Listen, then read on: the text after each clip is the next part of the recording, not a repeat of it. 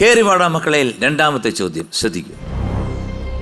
ഈ ചിത്രത്തിൽ മീന അവതരിപ്പിച്ച നായിക കഥാപാത്രത്തിന്റെ പേരെന്താണ്?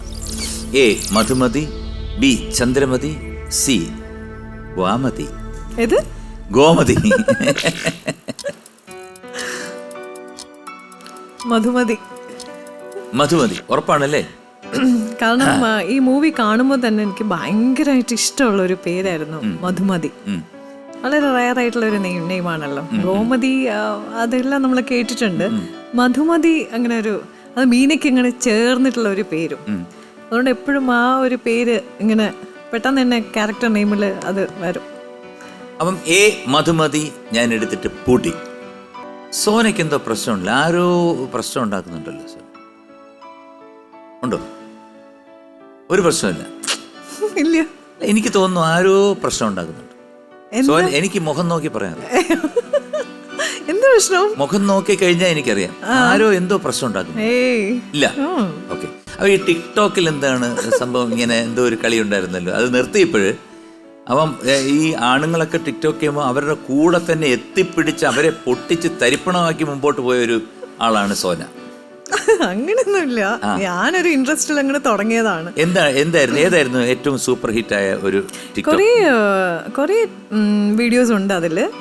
സൂപ്പർ അങ്ങനെ ഒരു കുഞ്ഞുമായിട്ട് ചെയ്യുന്ന ഒരു സാധനം, ഒരു നാരങ്ങയൊക്കെ വെച്ചിട്ട് ഞാനിങ്ങനെ അതിനെ ചോദിക്കുന്നതും അത് കിസ് ചെയ്യുന്നതും ഒക്കെ ആയിട്ടുള്ള ഒരു ഡുവൽ ആക്ട് അത് ചെയ്തപ്പോ അത് ഭയങ്കരമായിട്ട് ഒന്ന് നമ്മുടെ പ്രേക്ഷകർക്ക് വേണ്ടി ഒരു അങ്ങനെ അതല്ല, അതെനിക്ക് അങ്ങനെ ആ വീഡിയോ ഒക്കെ കിട്ടിയാൽ പക്ഷേ ചെയ്തെന്നിരിക്കും. ഇതൊക്കെ ഒരു കൊതി കൊണ്ട് ചെയ്തു പോയതാണ്. കാരണം നമുക്കിതൊന്നും ചെയ്യാൻ പറ്റിയിട്ടില്ലല്ലോ നിർഭാഗ്യവശാൽ. അപ്പൊ നമുക്ക് കിട്ടുന്ന ഒരു സ്പേസ് എന്തുകൊണ്ട് നമുക്ക് ഇങ്ങനെ ചെയ്തു വിടാം. അങ്ങനെ പല വ്യക്തികളും ചെയ്തതിന്റെ പേരിൽ ഞാനൊന്ന് ചെയ്തതാ. അപ്പൊ ഈ ഡയറക്റ്റ് ചെയ്യാൻ താല്പര്യമുണ്ടോ?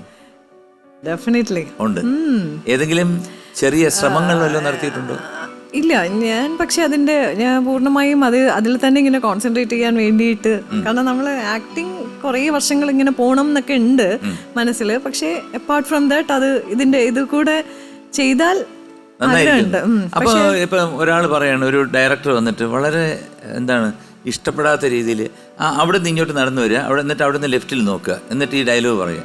ശരിക്കും അത് ഇവിടുന്ന് നടന്നു വന്ന് അങ്ങോട്ട് നോക്കുന്നതിന് പകരം കുറച്ച് ഇങ്ങോട്ട് നോക്കിയിട്ട് ക്യാമറയുടെ റൈറ്റിൽ നോക്കിയിട്ട് പറയുന്നതാണ് ശരി. അങ്ങനെ തോന്നാറുണ്ടോ? ആ ഡയറക്ടർ പറയുന്നതിനെക്കാട്ടി ഇതല്ലേ നല്ലത് എന്ന് തോന്നാറുണ്ടോ? ധാരാളം സ്ഥലങ്ങളിൽ തോന്നിയിട്ടുണ്ട്. പറയാൻ പറ്റില്ലല്ലോ. അത് നമ്മൾ വളരെ പ്രശസ്തരായിട്ടുള്ള ഡയറക്ടേഴ്സിന്റെ ടൂൾസ് മാത്രമാണ് ആക്ടേഴ്സ്. വളരെ പുതുമയായിട്ട് വന്ന് ചിലപ്പോൾ സിനിമയെക്കുറിച്ച് ഈ പറഞ്ഞ പോലെ പഠിച്ചു വരുന്ന ഡയറക്ടേഴ്സ് ആകുമ്പം നമുക്ക് കറക്ഷൻ കൊടുക്കണമെന്നൊക്കെ ഉണ്ടാകും. പക്ഷേ ഞാൻ അങ്ങനെ ആണെങ്കിൽ ഞാൻ കുറച്ചുകൂടെ ഫ്രണ്ട്ലി ആണെങ്കിൽ ആൾക്കാരുടെ മുന്നിൽ വെച്ച് പറയില്ല, അങ്ങനെ ഒന്ന് ആയിക്കോട്ടെ, അതായിരിക്കില്ലേ ശരി, നമുക്ക് അങ്ങനെ ഒന്ന് ചെയ്തു നോക്കിയാലോ, അങ്ങനെ പറയും. പക്ഷെ എല്ലാവരുടെ മുമ്പിൽ വെച്ച് ബ്ലെയിം ചെയ്യില്ല. ആരുടെ മുമ്പിൽ വെച്ച് ഇങ്ങനെ പ്രശ്നം ഉണ്ടാക്കില്ല.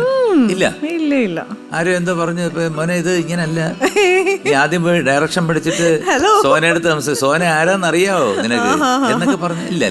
പബ്ലിക് ഇനിയിപ്പോ ചേട്ടൻ എന്താ പറഞ്ഞാലും അങ്ങനെയൊന്നും ഞാൻ പറയുന്നു വിശ്വസിക്കില്ല. എന്തായാലും ഡയറക്ഷൻ വേണം കേട്ടോ. കാരണം ജീവിതത്തിൽ നമ്മളിപ്പം കലാപരമായിട്ടുള്ള ഈ ഒരു വരവില് അഭിനയം, ഡാൻസ്, പാട്ട് എന്നൊക്കെ ഇതെല്ലാം ഉള്ളപ്പം നമുക്ക് തീർച്ചയായിട്ടും ഒരു ഡയറക്ഷൻ, ഒരു പടം ഡയറക്റ്റ് ചെയ്തു കഴിഞ്ഞാൽ അതൊരു വെറൈറ്റി ആയിരിക്കും തീർച്ചയായിട്ടും. അത് നന്നായിട്ട് അതിൻ്റെ ഒരു പ്ലാറ്റ്ഫോമിലേക്ക് എത്തണമെങ്കിൽ അതൊരു ഫീച്ചർ ഫിലിമിലേക്ക് പോവാതെ കുറച്ചൊരു ഷോർട്ട് മൂവി അങ്ങനെ എങ്ങാനും ആദ്യം ഒന്ന് ചെയ്തിട്ട് നമ്മളുടെ ഒരു എന്താ പറയണ്ട കയ്യൊപ്പ് അതിനകത്ത് ഉണ്ടാക്കിയിട്ട് ഒരു ഗ്രിപ്പ് കിട്ടിയിട്ട് അറിഞ്ഞിരിക്കണമല്ലോ ഡയറക്ടർ. അല്ല, അങ്ങനെ കഴിഞ്ഞിട്ട് നമ്മളൊരു പടം ചെയ്യാൻ ആരായിരിക്കും നായകനായിട്ട് ആഗ്രഹിക്കുന്നത്? അയ്യോ, അത് കുറേ പേരുണ്ട്. എന്നാലും രണ്ടുപേര് പറയണം. അത് നമ്മൾ ഒന്നിനും ഉത്തരം പറയാതിരുന്നു കഴിഞ്ഞാൽ ശരിയല്ലല്ലോ. എന്തായാലും ആദ്യമായിട്ട് ഡയറക്റ്റ് ചെയ്യുമ്പോൾ നമ്മുടെ മനസ്സിലൊരാഗ്രഹം കാണും, നമുക്ക് ഇന്നാരെ കിട്ടിയിരുന്നെങ്കിൽ കൊള്ളാമായിരുന്നു. എല്ലാ ഡയറക്ടേഴ്സിനും കാണുന്ന ഒരു കാര്യമാണ്. അല്ല, അത് അമിതാഭ് ബച്ചൻ പറയാൻ പറ്റില്ല. നോ അതില്ലെങ്കിൽ ഞാൻ അത് പറയില്ല. വളരെ ഡിപ്ലോമാറ്റിക് ആയിട്ടും അല്ല ഞാൻ പറയുന്നത്. ഒരു സ്ക്രിപ്റ്റിന് എൻ്റെ മൈൻഡിൽ അപ്പോൾ ഏത് സ്ക്രിപ്റ്റാണ് ഞാൻ ചെയ്യാൻ ഉദ്ദേശിക്കുന്നത്, ഈ സ്ക്രിപ്റ്റിലെ മെയിൻ അനുയോജ്യമായിട്ടുള്ള അതുമല്ല എനിക്കതില്ല, അങ്ങനെ ഒരു ചിന്തയേ ഇല്ല. കാരണം അനുയോജ്യമായിട്ടുള്ള ഒരാൾ വരണം, അത് അതിന്റെ ക്യാരക്ടറിനെ പറ്റിയ ചിലപ്പം എന്താ പറയുന്നത് നിങ്ങളുടെ വീട്ടിൽ അവിടെ തമിഴ്നാട്ടിൽ കാർ ഓടിച്ചോണ്ടിരിക്കുന്ന ഒരു ഡ്രൈവർ ആയിരിക്കും ചിലപ്പോൾ. ഞാൻ അതാ പറയാൻ വന്നത്, ഭയങ്കര അൺനോൺ ആയിട്ടുള്ള ഒരു ഫിഗർ തന്നെയായിരിക്കും മേ ബി, ഒരു പുതുമയുള്ള ഒരു വളരെ. അല്ലാതെ ഇത്രയും നാൾ അഭിനയിച്ചവരാരും തന്നെ വേണ്ട എന്നുള്ളതാണ് കൂടെ അഭിനയിച്ചിട്ടുള്ളതും ഒന്നും വേണ്ട. ഇല്ല അങ്ങനെ ഞാൻ പറയുന്നില്ല. അങ്ങനെയും ഞാൻ പറയുന്നില്ല. ഇതൊക്കെ ഞാൻ പറഞ്ഞില്ലേ, അത് ബേസ് ഓൺ ദ സ്ക്രിപ്റ്റ്. അത് പൂച്ചയാണല്ലേ? ഫിഷാണ്. അതെങ്കിൽ വരാലായിരിക്കും. വരാലിനെ പിടിച്ചാല് കിട്ടത്തില്ല, തെന്നിപ്പോവും. പൂച്ചയാണെന്നുണ്ടെങ്കിൽ എടുത്ത് വലിച്ചെറിഞ്ഞു കഴിഞ്ഞാൽ 4 കാലിലേ വന്ന് വീഴും. അപ്പൊ ഏതായാലും മധുമതി. ഉത്തരം ശരിയാണ്. കൺഗ്രാറ്റുലേഷൻസ്. 2000 രൂപ ഇത് അക്കൗണ്ടിൽ എത്തിച്ചേർന്ന് കഴിഞ്ഞു. അതാണല്ലോ ഇതിന്റെ ഒരു ഇതിന്റെ ഒരു ഓക്കെ. ഒരു പാട്ട് കേട്ടാലോ നമുക്ക്? അയ്യോ വേണ്ട ചേട്ടാ പ്ലീസ്. കാരണം ഞാൻ ഇവിടെ ഈ പ്രോഗ്രാമിന് വരുമ്പോൾ നോർമലി നമ്മൾ ടി വിയിലും സ്റ്റേജ് പ്രോഗ്രാമിനും അങ്ങനെയൊക്കെയാണല്ലോ ചേട്ടൻ്റെ പാട്ടുകൾ കേൾക്കുന്നത്. ഈ തൊട്ടടുത്തിരുന്ന് കേൾക്കുന്നത് തീർച്ചയായിട്ടും ഞാൻ പാടാതിരിക്കത്തില്ല. കാരണം പാടാം, അതല്ല. എന്നാലും സോന 1ാം നമ്പറായിട്ട് വന്നിട്ട് 2ാം നമ്പറായിട്ട് തിരിച്ചു പോകരുത് എന്നുള്ള ആഗ്രഹം കൊണ്ട് മാത്രം ഞാൻ പറഞ്ഞതേ ഉള്ളൂ. കാരണം ഇവിടെ വന്നിട്ടുള്ള എല്ലാവരും പാടി, സകലരും 100% ആൾക്കാരും 4 വരി പാടും. പാടാം. ശരി.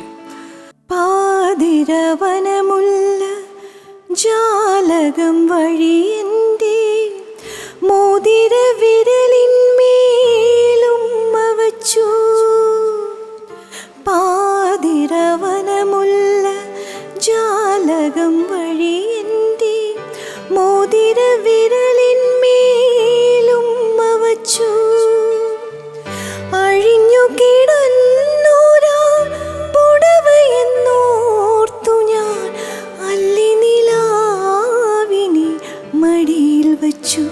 ഞാൻ അടിമുടി എന്നെ മറന്നു ഉറങ്ങാതെ രാവുറങ്ങി ഞാൻ. മിഴിവാതിൽ ഇതിൽ ചാരി നിഴൽ നാളം തിരിതാഴ്ത്തി മനസ്സു നീർത്തുന്ന പൂമെത്തയിൽ ഉറങ്ങാതെ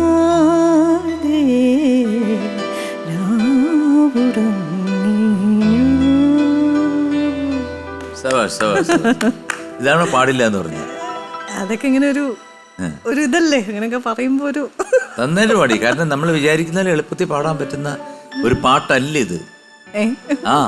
ശരിയാണ്, ഇത്തിരി ഡിഫിക്കൽട്ട് ആണ്. ആ ഞാനൊക്കെ ഇതൊക്കെ ശരിക്കും പറഞ്ഞാല് പോലെ പാടുമല്ലേ? അയ്യോ അങ്ങനെയല്ല. കാരണം എനിക്ക് ഏറ്റവും ഇഷ്ടമുള്ള സോങ്ങുകളിൽ ഒന്നാണ് അത്. ഇനി കുറച്ചുകൂടെ കഴിയുമ്പോ ഇനി അടുത്ത സോ ഇഷ്ടപ്പെട്ട 2ാമത്തെ സോ